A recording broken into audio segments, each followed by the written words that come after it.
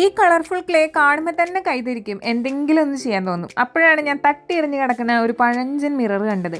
അതിന് ഞാനൊന്ന് കുട്ടപ്പനാക്കി എടുക്കാമെന്ന് വിചാരിച്ചു. അതിനുവേണ്ടി ബോർഡറിൽ നമ്മുടെ സ്ട്രോ തന്നെയാണ് ഉപയോഗിക്കുന്നത്. 4 വശവും സ്ട്രോ ഒട്ടിച്ചു കൊടുത്തു. അതിനുശേഷമാണ് നമ്മുടെ ചെറിയ ചെറിയ ബോൾസ് ആക്കിയിട്ടുള്ള ക്ലേ ഇങ്ങനെ ഒട്ടിച്ചു കൊടുക്കാൻ കേട്ടോ. നമ്മുടെ കമൻറ്റ് ബോക്സിൽ ക്ലേ വെച്ചിട്ട് ഐറ്റംസ് ഉണ്ടാക്കുമോ എന്ന് ചോദിച്ച് കമൻറ്റ്സ് വരാറുണ്ട്.